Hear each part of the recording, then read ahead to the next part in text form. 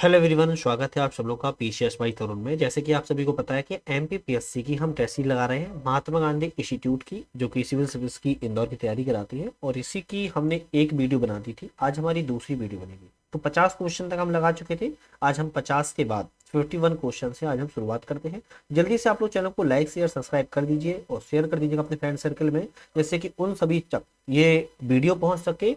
और ये हिंदी और इंग्लिश दोनों माध्यमों में ये सबसे अच्छी बात है, जिससे कि सभी लोगों को ये समझ में आ सकती है। तो जल्दी से चैनल को लाइक शेयर सब्सक्राइब करके कमेंट करना मत भूलिएगा। चलिए, पहला क्वेश्चन आज का हम देखते हैं। निम्नलिखित में से कौन सा जैन धर्म का त्रिरत्न माना जाता है? तो जैन धर्म का जो त्रिरत्न है वो किसको माना जाता है? तो आप बोलोगे सम्यक ज्ञान, सम्यक ध्यान और सम्यक आचरण को जैन धर्म का त्रिरत्न के रूप में माना जाता है। लेकिन अगर क्वेश्चन आ जाए कि बौद्ध धर्म का किसको माना जाता है, तो बौद्ध धर्म और संघ को माना जाता है। तो ये बौद्ध से संबंधित हो जाएगा और ये जैन से संबंधित हो जाएगा। तो इस तरीके से ध्यान रख सकते हो। चलिए, नेक्स्ट क्वेश्चन है, सिकंदर के भारत पर आक्रमण के संदर्भ में निम्नलिखित कथनों पर विचार कीजिए। तो सिकंदर का जब भारत पर आक्रमण हुआ था उसके संदर्भ में बताना है कि कौन सा कथन इन दोनों में से सही है। चलिए देख लेते हैं, बता देते हैं। यहां पर अगर हम बात करें, भारत में उसका सामना सबसे पहले तक्षशिला के शासक आम्बी से हुआ था, लेकिन उसने आत्मसमर्पण एक तरीके से कर दिया था। सही है। उसका भारत में पहला सबसे शक्तिशाली जो प्रतिरोध है, सामना है, पोरस से हुआ था। और पोरस से इसका बहुत ही बहादुरी पूर्वक पोरस ने लड़ा था, लेकिन हार गया था। लेकिन उसने सिकंदर ने इससे प्रभावित होकर अपना मित्र बना लिया था। खैर, ये भी ठीक है। तीसरा क्वेश्चन कहता है कि उसके द्वारा भारत पर आक्रमण के समय जो मगध का शासक है वह नंद वंश मोर वंश का शासन था। हालांकि ये ऑप्शन गलत है, क्योंकि मोर वंश का नहीं था बल्कि नंद वंश का यहाँ पर शासन था, और उस समय धनानंद गद्दी पर बैठा था, है ना। तो यहां पर केवल आपकी एक और दो सही है, ध्यान रखिएगा, है ना। तीसरा वाला मैंने आपको बता दिया है कि गलती क्या है, वो भी बता दी। चलिए नेक्स्ट क्वेश्चन बात करते हैं। अच्छा, बात करने से पहले हमारा ऐप आ चुका है जिसका नाम है नट लर्निंग ऐप। नट लर्निंग ऐप पर आप एमपीपीएससी की तैयारी कर रहे हो और वहां पर आप ऑनलाइन माध्यम से टेस्ट ही लगा सकते हो। और टेस्ट भी एक दो नहीं है, 230 प्लस टेस्ट है वहां पर। एक बार जाके डिस्क्रिप्शन में लिंक के ऐप को डाउनलोड करके टेस्ट सीरीज वाले सेक्शन में जाकर टेस्ट देख लेना, आपके लिए कितने फायदेमंद हो सकते हैं। तो जाके एक बार डाउनलोड कर लेना। चलिए नेक्स्ट क्वेश्चन है आज का हमारा, निम्नलिखित में से कौन एक जैन धर्म में तीर्थंकर नहीं है? तो इन चारों में एक ऐसे व्यक्ति हैं जो तीर्थंकर नहीं है। आपको पता होगा कि वर्तमान में 24 तीर्थंकर हुए, और सबसे पहले वाले ऋषभनाथ थे और सबसे अंतिम वाले महावीर स्वामी थे, है ना। लेकिन इन चारों में से कौन से नहीं तीर्थंकर है उसकी बात करें तो यहाँ पर नाथ मुनि तीर्थंकर नहीं है, जबकि चंद्र प्रभु, नेमिनाथ और शंभुनाथ ये सभी तीर्थंकर है। अगर हम चंद्र प्रभु की बात करें तो 8वें नंबर के तीर्थंकर है। नेमिनाथ की अगर हम बात करें तो ये नेमिनाथ को कितने नंबर के, 22वें नंबर के हैं। और शंभुनाथ की बात करें तो 30वें नंबर के हैं। ठीक है, चलिए नेक्स्ट आता है कि विशुद्धि मग्ग की रचना किसके द्वारा की गई है? देखो, विशुद्धि मग्ग की जो रचना है दोस्तों, वो आपके बुद्ध घोष के द्वारा की गई थी। ठीक है, किसके? बुद्ध घोष के। नेक्स्ट है कि मौर्य काल में अधिकारी वर्ग के संदर्भ में निम्नलिखित में से कथनों पर विचार कीजिए। तो मौर्य काल के संबंध में अधिकारी वर्ग थे, उनके संबंध में विचार करना। और यहां पर है कौन सा कथन सही है, देख लेते हैं कौन सा सही है। समाहर्ता राजकीय कोषागार का संरक्षक था, ये तो गलत है ना। सन्निधाता कर संग्रह कर निर्धारण का कौन था? सर्वोच्च अधिकारी था, तो आपका ये भी गलत है। तो यहां पर टिक तो लगाओगे आप डी वाला कि दोनों ऑप्शन आपके गलत हैं।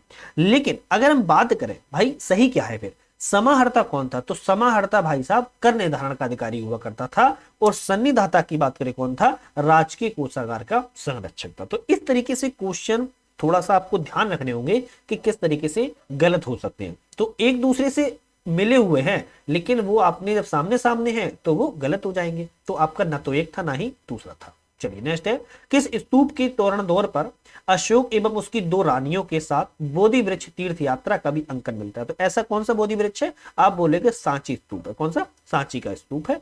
यहाँ पर उच्चावत मूर्तियों में चित्रित है और बौद्ध धर्म के प्रति अशोक की गहरी दिलचस्पी या श्रद्धा को वह दर्शाता है। पुराणों के संदर्भ में कौन निम्नलिखित में से कौन सा कथन सही है?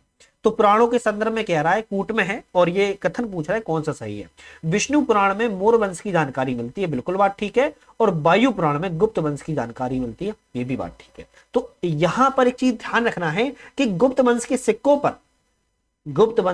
पर गरुड़ की आकृति मिलती है, जबकि गरुड़ किसका वाहन है? गरुड़ विष्णु का वाहन था।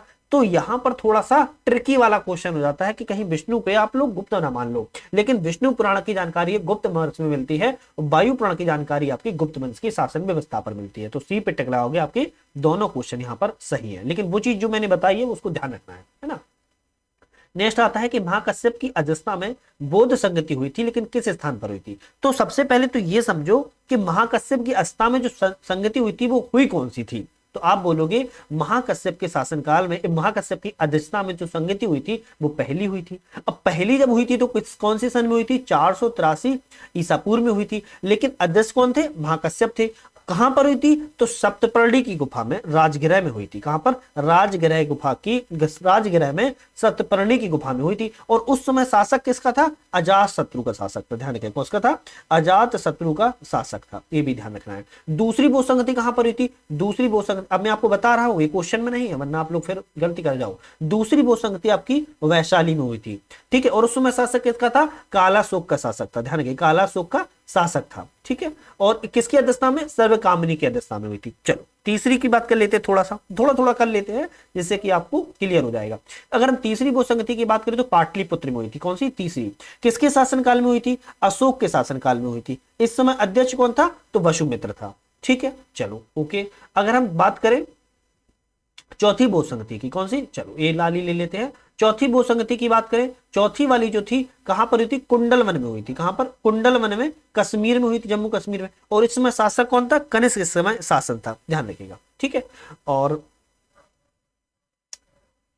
इस समय जो अध्यक्ष था वो वसुमित्र था। चौथी बौद्ध संगति में अध्यक्ष था वसुमित्र था। तीसरी बौद्ध संगति में मुझे याद नहीं आ रहा है कौन था, कमेंट करके आप लोग बताइएगा। तीसरी बौद्ध संगति में जो अशोक के शासनकाल में पाटलिपुत्र में हुई थी उस समय अध्यक्ष कौन था? आप मुझे कमेंट करके बताओ, मुझे याद नहीं आ रहा, एकदम दिमाग से स्किप हो गया, आप लोग मुझे बताइए, है ना। चलिए नेक्स्ट क्वेश्चन देखते हैं। अशोक के समकालीन जो तुर्मय कहां का शासक था? तो अशोक का समकालीन था, लेकिन तुर्मय था व्यक्ति, लेकिन वह शासक कहां का था? तो वह मिस्र का शासक था। अशोक के द्वारा स्थापित सबसे सुरक्षित स्तंभ कौन सा है? तो अशोक ने बहुत सारे स्तंभों को स्थापित करवाया था, लेकिन बात कर रहा है कि सबसे सुरक्षित कौन सा है? तो लोरिया नंदनगढ़ का सबसे सुरक्षित स्तंभ माना जाता है, ध्यान रखिए। मौर्य काल में प्रयुक्त होने वाला जो पद है मासक, निम्नलिखित में से किसको संदर्भित करता है? तो मासक जो शब्द है वो है किसको करता है? तांबे के सिक्के को वह संदर्भित करता है, ध्यान रखिएगा। और इसका जो उल्लेख है किसमें बताया गया है? औटिल्य के अर्थशास्त्र में बताया गया है ना। ठीक, चलो नेक्स्ट है। मेगास्थनीज ने अपने विवरण में भारतीय समाज में से 7 वर्गों का उल्लेख किया था, निम्नलिखित में से इसमें कौन सा शामिल नहीं है? तो भारतीय समाज में मेगास्थनीज ने 7 वर्गों का उल्लेख किया। 7 वर्गों में इन चारों में से एक ऐसा वर्ग है जो उल्लेख नहीं है। तो कौन सा नहीं है? दास का नहीं। दास का मेगास्थनीज ने कहा है कि भारत में उस समय दास नहीं थे, जबकि अर्थशास्त्र में कौटिल्य के जो अर्थशास्त्र है उसमें कहा गया है कि भारत में दास थे। तो ये थोड़ा सा आपको ध्यान रखना पड़ेगा। मेगास्थनीज ने दासों के लिए बोला है कि भारत में दास नहीं थे, जबकि कौटिल्य के अर्थशास्त्र में बताया गया कि दास थे। चलिए, अशोक के निम्नलिखित में से कौन से अभिलेख खरोष्टी लिपि में उत्कीर्ण है? तो अशोक के अभिलेख हैं बहुत सारे और वह खरोष्टी लिपि में है, लेकिन इनमें से कौन से जो हैं वो 2 या 3 या 4, ये चारों के 4 खरोष्टी लिपि में है। तो आप बोलोगे मानसेहरा और सहबाजगढ़ी, ये दोनों अभिलेख अशोक के जो है वो खरोष्टी लिपि में है। अगर ये बात करें मानसेहरा की तो कहां पर मिलेगा? मानसेहरा मिलेगा आपको पाकिस्तान में, पाकिस्तान में मिलेगा, है ना, हजारा जिले के पास में। लेकिन अगर हम बात करें सहबाजगढ़ी की तो ये भी पाकिस्तान मिलेगा, लेकिन पाकिस्तान का जिला कौन सा? पेशावर। तो ये मिलेगा आपको पेशावर में और ये मिलेगा आपको हजारा में। चले मत जाना देखने के लिए, नहीं बंदा पता लगे चले ही जाओ, है ना, चले मत जाना। चलिए नेक्स्ट क्वेश्चन आता है, किसने प्राचीन भारत पर सर्वप्रथम आक्रमण किया? तो इन व्यक्तियों में सबसे पहले प्राचीन भारत पर किसने आक्रमण किया? हिंद यूनानियों ने किया था। किसने? हिंद यूनानियों ने किया था। नेक्स्ट क्वेश्चन आता है, किन शासकों ने पश्चिमोत्तर भारत में सर्वाधिक संख्या में तांबे के सिक्कों को जारी किया था? बात कह रहा है कि तांबे के सिक्कों को सबसे ज्यादा किसने जारी किया? तो इन व्यक्तियों में तांबे के सिक्कों को कुषाणों ने सबसे ज्यादा जारी किया था। ठीक है, चलिए निम्नलिखित कथनों पर विचार कीजिए और इनमें से सही कथन का चयन कीजिए। 66 क्वेश्चन पर आ गए और आप लोगों ने चैनल को लाइक शेयर सब्सक्राइब शेयर कुछ नहीं किया है ना। ऐप को डाउनलोड कर लो, मैंने बोल दिया ऐप को डाउनलोड कर लो, ऑनलाइन माध्यम से टेस्ट सीरीज है, दे लो, बढ़िया पेपर जाएगा, मस्त टेस्ट सीरीज है, 230 प्लस टेस्ट है, एक दिन में 2 टेस्ट 3 टेस्ट 4 टेस्ट कितने भी टेस्ट लगाते रहो, है ना, विद सॉल्यूशन के आपको वहां पर मिल जाएगा। तो टेस्ट सीरीज ज्वाइन करने के लिए आप हमारे डिस्क्रिप्शन में लिंक के ऐप को डाउनलोड कर लेना। चलिए क्वेश्चन की बात करते हैं। क्वेश्चन है कि भारत में कुषाण काल में नगरीकरण जो था उत्कर्ष शिखर पर पहुंच गया था, क्या यह सही है? चलो देख लेते हैं। बिल्कुल बात ठीक है, क्योंकि कुषाण काल जो था भारत में नगरीकरण के लिए उत्कर्ष काल माना जाता है। कुषाण काल में वाराणसी से लेकर गुमित और इंद्रगुप्त कालीन का निर्यात रोम को किया जाता था। तो ये क्वेश्चन आपका गलत है, और यहां पर कौन सा सही है? केवल एक सही है, तो उस पे टिक अपन लगा लेंगे, क्योंकि कुषाण काल में वाराणसी नहीं था प्रमुख तौर पर, ये क्या बोलते हैं आपका निर्यात के लिए उज्जैनी था। उसमें उज्जैनी क्या हो गया था? बहुत प्रमुख हो गया था व्यापार के लिए, पश्चिमी मालवा या भारत की बहुत प्रमुख हो गया था नगर के रूप में, वहां से ही व्यापार किया जाता था। किस वंश को पितृ भक्त वंश कहा जाता है? मतलब कि पिता भक्त वंश किस वंश को कहा जाता है? तो आप बोलोगे माठर वंश को कहा जाता है। किसको? माठर वंश को कहा जाता है। और अगर माठर वंश के राज्य की बात करें तो महानदी, ध्यान रखिएगा, महानदी और कृष्णा नदी के बीच में है फला फूला है। कहां पर? महानदी और कृष्णा नदी के बीच में माठर वंश फला फूला है। नालंदा विश्वविद्यालय की स्थापना किस गुप्त शासक ने की थी? सबसे पहले तो ये समझो कि नालंदा बिहार विश्वविद्यालय है कहां? तो भैया बिहार में। बल्लभी कहां है? बल्लभी गुजरात में। ये भी ध्यान रखने वाली बात है। अब बात करते हैं कि नालंदा विश्वविद्यालय की स्थापना किस गुप्त शासक ने की है? तो आप बोलोगे कि कुमार गुप्त प्रथम के द्वारा बिहार में नालंदा विश्वविद्यालय की स्थापना की गई थी। ठीक है। अग्रहार क्या है? अग्रहार के संदर्भ में निम्नलिखित कथनों पर सही लिखिए। अग्रहार के कथन के बारे में कह रहा है, सही बताइए। आप बोलोगे ब्राह्मण को दी गई जो भूमि होती थी उसको क्या कहते थे? अग्रहार के रूप में जाना जाता था। निम्नलिखित में से किस राजवंश के अभिलेख से इस परंपरा का समर्थन होता है कि लुम्बिनी शाक्य बुद्ध का जन्म है? तो ऐसा किस राजवंश का मिलता है? तो भैया मोर वंश का मिलता है। और मोर में भी किसका मिलता है? अशोक का है। किसका है? अशोक का है। रोमन दई अभिलेख है जिसमें बताया गया कि शाक्य मुनि जो बुद्ध का जन्म स्थान है लुम्बिनी में बताया गया है। ध्यान रखिएगा। चलिए नेक्स्ट क्वेश्चन की बात कर लेते हैं। सप्तपर्णी गुफा स्थित है। तो भैया सप्तपर्णी गुफा कहां पर है? सप्तपर्णी गुफा राजगृह में। कहां पर है? राजगृह में। चलिए नेक्स्ट क्वेश्चन है, मैगस्थनीज की पुस्तक का नाम क्या है? मैगस्थनीज की जो पुस्तक है उसका नाम इंडिका है। क्या नाम है? इंडिका मैगस्थनीज की पुस्तक है, ध्यान रखिएगा। और यूनानी राजदूत थे मैगस्थनीज, ये भी आपको ध्यान रखना है। और किस भाषा में इन्होंने लिखी है? इन्होंने ग्रीक भाषा में लिखा हुआ है। कौन सी? ग्रीक भाषा में इंडिका इन्होंने लिखी हुई है।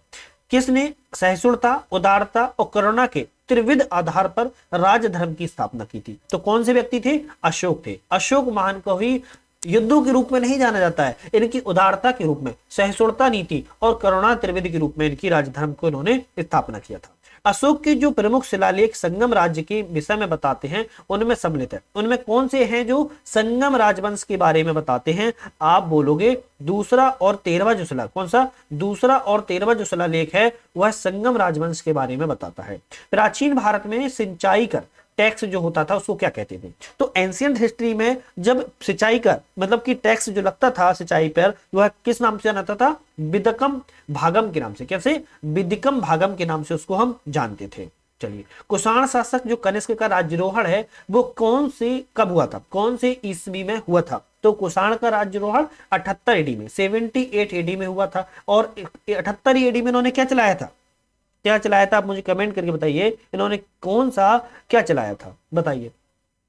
बौद्ध ग्रंथ के मिलनपनों को किस हिंद वंश शासक पर प्रकाश डालता है? बौद्ध ग्रंथ का मिलनपनो है। और ऐसा कौन सा हिंद वंश शासक है जो प्रकाश डालता है? आप बोलोगे कि भैया मिनांडर है। कौन है? मिनांडर है जो मिलनपनों पर हिंद वंश शासक है, बहुत बड़ा प्रकाश डालता है बौद्ध ग्रंथ पर। ठीक है, चलिए नेक्स्ट देखते हैं हम। पुलकेशिन द्वितीय एवं हर्षवर्धन के मध्य में एक युद्ध हुआ, इस युद्ध की जानकारी किस अभिलेख से प्राप्त होती है? तो पुलकेशिन द्वितीय और हर्षवर्धन के बीच में जो भैया युद्ध हुआ था, इस युद्ध की जानकारी किस अभिलेख से मिलती है? आप कहोगे ऐहोल अभिलेख से मिलती है। किससे? ऐहोल अभिलेख से मिलती है। चलिए नेक्स्ट क्वेश्चन देखते हैं। बिना बेगार के, क्या है? बिना बेगार के सुदर्शन झील का जीर्णोद्धार करवा दिया था। और किसने करवा दिया था? मतलब कि पुनर्निर्माण करवा दिया था। कि बिना बेगार के मतलब कि बिना सिर्फ के या बिना टैक्स लिए सुदर्शन झील का जीर्णोद्धार कराने वाले व्यक्ति कौन रहे हैं? और रुद्रदामन प्रथम रहे। कौन? रुद्रदामन प्रथम रहे हैं, ध्यान रखिए। और ये सुदर्शन झील कहां पर है? ये गुजरात राज्य में है, ये भी ध्यान रखना है। बल्लभी विश्वविद्यालय किस राज्य में? मैंने आपको बताया था बल्लभी गुजरात राज्य में। कहां पर है बल्लभी? गुजरात राज्य में है। और गुजरात राज्य में तो है ही है, बौद्ध धर्म का शिक्षा का प्रमुख केंद्र के रूप में बल्लभी विश्वविद्यालय को जाना जाता है। मालवा, गुजरात और महाराष्ट्र पर सर्वप्रथम विजय किस शासक ने प्राप्त की थी? तो भैया मालवा और गुजरात तथा महाराष्ट्र पर जो पहली बार जो विजय है वो कह रहा है किस शासक ने प्राप्त की थी? चंद्रगुप्त मौर्य के द्वारा प्राप्त की गई थी। पाटलिपुत्र की प्रशासन का वर्णन किस पुस्तक मिलता है? पाटलिपुत्र का जो प्रशासन है, एडमिनिस्ट्रेटिव है, वह किस पुस्तक में मिलता है? आप बोलोगे इंडिका मिलता है। किसमें? इंडिका मिलता है। और इंडिका किसकी है? कमेंट करके बताओ, इंडिका पुस्तक किसके द्वारा लिखी गई है? सार्थवाय किसे कहा जाता है? सार्थवाय बात कर रहा है, व्यापारियों के काफिले होता था, उसको हम सार्थवाय के रूप में जानते थे। पुष्यमित्र शुंग के द्वारा कराए गए अश्वमेध यज्ञ की जानकारी किस अभिलेख से प्राप्त होती है? पुष्यमित्र यज्ञ ने कुछ अश्वमेध यज्ञ कराया था, लेकिन कह रहा है जो अश्वमेध यज्ञ तो कराया था, लेकिन ऐसा कौन सा अभिलेख है जिसमें जानकारी प्राप्त हो जाती है? तो आप कहोगे अयोध्या अभिलेख से प्राप्त हो जाती है। और कितने युद्ध कराए थे? 2 अश्वमेध यज्ञ कराए थे इसने। कितने? 2 करवाए थे, ऐसा कहा जाता है। शिमुक किस राजवंश का संस्थापक है? तो बहुत अच्छा क्वेश्चन है कि शिमुक किस राजवंश का संस्थापक है? आप बोलोगे सातवाहन वंश का संस्थापक है। सर्वप्रथम भारत में सैनिक के शासन किसके द्वारा व्यवहार में लाया गया था? तो सर्वप्रथम ग्रीकों के द्वारा सैनिक शासन को प्रयोग में किया गया था। प्राचीन भारत में प्रयुक्त होने वाला नानादेशी किससे संदर्भित करता है या किसके लिए प्रयोग किया जाता है? तो नानादेशी प्राचीन भारत में बात कर रहा है किसके लिए? तो व्यापारियों एवं शिल्पियों के संगठन को हम नानादेशी के रूप में जानते हैं। गुप्तकाल में निम्नलिखित किस स्तंभ लेख से हूणों के साथ स्कंदगुप्त का युद्ध का वर्णन मिलता है? तो ऐसा गुप्त काल का बहुत सारे स्तंभ लेख हैं, लेकिन एक ऐसा स्तंभ लेख है जिसमें से हूण और स्कंदगुप्त के युद्ध का वर्णन मिलता है। ऐसा कौन सा है? वह है भीतरी स्तंभ लेख। कौन सा है? भीतरी स्तंभ लेख से मिलता है, और यह उत्तर प्रदेश के गाजीपुर जिले में स्थित है, ध्यान रखिएगा। ठीक है। प्राचीन भारत का निम्नलिखित में से ऐसा कौन सा बंदरगाह है जो सिंधु नदी के मुहाने पर अवस्थित है? तो देखो ये इंपॉर्टेंट है, क्योंकि आपने अभी तक सुना होगा कि हड़प्पा काल का सैन्य सभ्यता का जो बंदरगाह है वह कौन सा था? वह कौन सा था? वह था लोथल। लेकिन अभी पूछ लिया कि प्राचीन भारत का जो बंदरगाह है वह सिंधु के तट पर स्थित है, तो वह कौन सा है?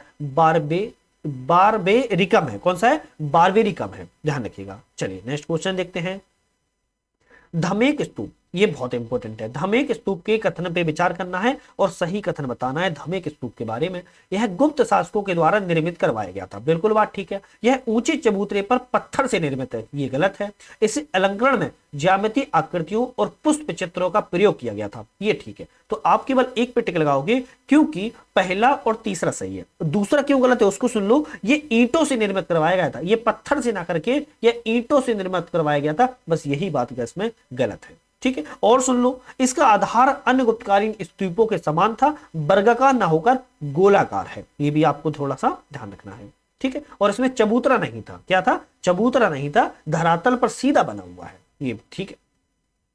किस शासक ने एलोरा के कैलाश मंदिर का निर्माण करवाया था? तो एक शासक रहे हैं जिन्होंने एलोरा के कैलाश मंदिर का निर्माण करवाया। कौन से हैं? कृष्ण प्रथम है। कृष्ण प्रथम को एलोरा के कैलाश मंदिर का निर्माण करवाया था। अगर हम बात करें, इसका निर्माण महाराष्ट्र के औरंगाबाद जिले में करवाया गया है, और यह द्रविड़ शैली से निर्मित है। भारत में कितनी शैलियां हैं? भारत में 3 शैलियां हैं। कौन सी हैं? नॉर्थ में नागर शैली है, और मध्य में बेसर शैली है, और दक्षिण में द्रविड़ शैली है। एक चीज ध्यान रखना है, जो बेसर शैली है वह दोनों का मिलता जुलता रूप है नागर और बेसर का, नागर और द्रविड़ का, ध्यान रखिएगा। तो जो कैलाश मंदिर है वो द्रविड़ शैली में बना था, क्योंकि साउथ इंडिया में बना है तो द्रविड़ शैली में बना था, और कृष्ण प्रथम ने बनवाया था महाराष्ट्र के औरंगाबाद जिले में। इसी तरह महाबलीपुरम के रथ मंदिरों का जो निर्माण है किसके द्वारा करवाया गया है? महाबलीपुरम के रथ मंदिरों का निर्माण पल्लव काल में करवाया गया है। किसमें? पल्लव काल में करवाया गया है, ध्यान रखिए। भागवत संप्रदाय के विकास में किसका योगदान अत्यधिक है? तो भागवत संप्रदाय में जो विकास का योगदान है दोस्तों, वो गुप्त का सबसे ज्यादा है। भागवत संप्रदाय में गुप्तों ने सबसे ज्यादा योगदान दिया है, और इन्हीं के काल में सबसे अपने चरमोत्कर्ष पर पहुंच गया था। गुप्तों का शासक जो राजकीय चिन्ह रहा है, विष्णु का वाहन रहा है, और विष्णु का वाहन क्या होता? गरुड़ होता है। तो गरुड़ का इन्होंने क्या किया था? अपने सिक्कों पर मोहर लगवा दी थी, ध्यान रखिएगा। चलिए, आंध्र सातवाहन राजाओं की सबसे लंबी सूची किस पुराण में मिलती है? तो आंध्र सातवाहनों की सबसे लंबी सूची है, और वह पुराण कौन सा है जिसमें मिलती है? आप बोलोगे विष्णु पुराण है। कौन सा है? विष्णु पुराण है, जिसमें बताया गया है कि 130 राजाओं की सूची है। ठीक है। खैर, निम्नलिखित में से किस गुप्त राजा का एक अन्य नाम देवगुप्त है? तो एक इनमें से 4 व्यक्ति हैं, लेकिन चारों में से एक ऐसे व्यक्ति हैं जिनका नाम देवगुप्त, गुप्त राजा तो हैं लेकिन देवगुप्त है। तो वह कौन से व्यक्ति हैं? आप बोलोगे चंद्रगुप्त द्वितीय हैं, जिनको हम देवगुप्त के नाम से भी जानते हैं। चलिए नेक्स्ट क्वेश्चन देख लेते हैं। कोसे शब्द का प्रयोग किस लिए हुआ है? तो ये बहुत इंपॉर्टेंट है। कोसे शब्द का प्रयोग है रेशम के लिए किया जाता है। क्या क्या शब्द है? कोसा है। देखो जो कोसा है ना उसको रेशम के लिए प्रयुक्त किया जाता है, ध्यान रखिएगा। गुप्तोत्तर युग में प्रमुख व्यापारिक केंद्र कौन सा था? मतलब कि गुप्त काल के बाद में जो युग आया उसमें पूछ रहा है कि प्रमुख व्यापारिक कौन सा था। आप बोलोगे उसमें कन्नौज प्रमुख व्यापारिक केंद्र बन गया था। सती प्रथा का पहला शिलालेख कहां से प्राप्त होता है? सती प्रथा का कह रहा है, जो सती हुआ करती थी उसका पहला उल्लेख कहां से मिलता है? तो आप बोलोगे एरण अभिलेख से मिलता है। कहां से? एरण अभिलेख से मिलता है। और पहला साक्ष्य कब का है? 510 ईस्वी का है। ये भी ध्यान रखना है आपको। निम्नलिखित में से कौन से मौर्य इतिहास के साहित्यिक स्रोत हैं? यहां पर बताना है प्रयोग सही कौन सा है। तो साहित्यिक स्रोत बता रहे हैं लेकिन मौर्य इतिहास का होना चाहिए। कौन कौन से हैं? तो आप बोलोगे एक तो अर्थशास्त्र है। कौन सा है? अर्थशास्त्र है। दूसरा इंडिका है और तीसरा मनुचरतम है। ध्यान रखिएगा मुद्रा राक्षस नहीं है। अर्थशास्त्र, इंडिका और मुद्रा चात्रम है। Sorry sorry sorry sorry